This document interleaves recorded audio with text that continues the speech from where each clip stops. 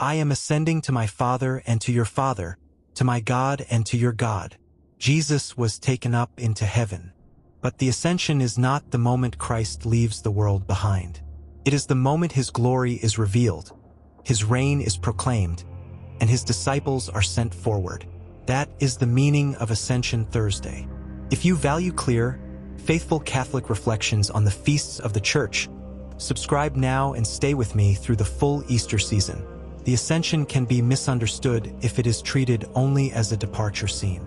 At first glance, it may seem like Jesus is simply leaving, but the Church understands it differently.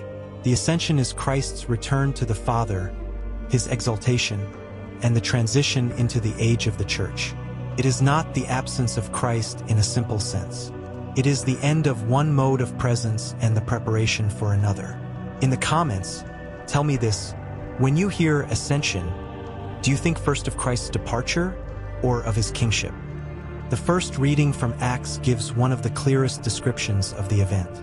The risen Jesus speaks to the apostles, promises the Holy Spirit, and then is lifted up as they watch. Two men in white garments tell them that he will come again in the same way they saw him go into heaven. The scene is solemn, but it is also active.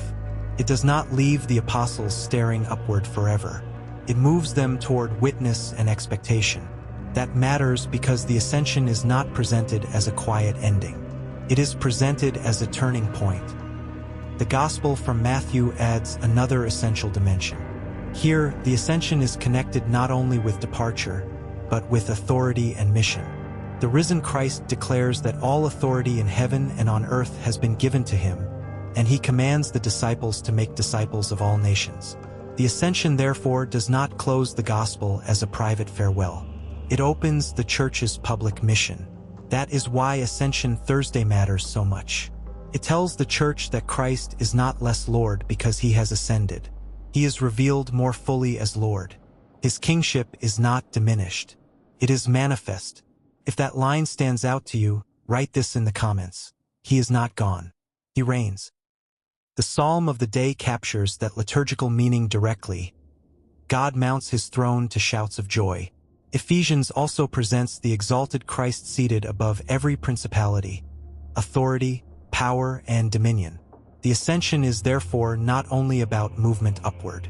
It is about enthronement. It is about the risen Christ entering fully into his revealed glory. This is why the feast carries both solemnity and confidence. The Church is not left behind in confusion. The Church is given the truth that the risen Jesus now reigns. For modern believers, the Ascension speaks directly to a common misunderstanding of faith. Many people think closeness means physical nearness only. But the Ascension teaches that Christ's reign is not limited by visible earthly presence. His departure is not abandonment. It is the condition for the Church's mission, the expectation of the Spirit, and the widening of his presence through his body, the Church. That is why Ascension Thursday should not be treated as a sad ending. It is a solemn transition into apostolic mission.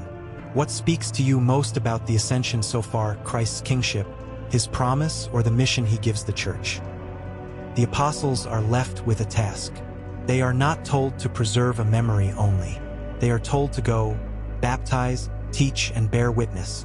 The Ascension therefore shifts the disciples from watching to preaching, from standing still to moving outward, and from receiving appearances to bearing witness before the nations. In that sense, Ascension Thursday is one of the Church's great missionary feasts. The feast does not teach passivity.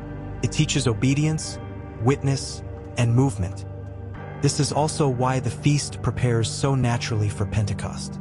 The Ascension does not leave the Church empty. It leaves the Church waiting in obedience for the promised Spirit. The movement is exact. Resurrection, ascension, waiting, mission.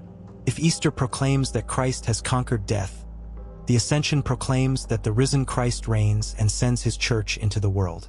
That is the full shape of the feast. Christ is exalted. The Church is commissioned. The Spirit is promised. Ascension Thursday is the feast of Christ's exaltation and the Church's mission. He ascends not to abandon the world, but to reign over it. He departs from the apostles' sight, not to become distant, but to prepare them for witness, the spirit, and the life of the church. That is why the Ascension is not simply the story of Jesus leaving. It is the revelation that the risen Lord reigns, and that his disciples must now go forward in his name. If this reflection helped you understand Ascension Thursday more deeply, subscribe, like the video, and share it with someone preparing for Pentecost.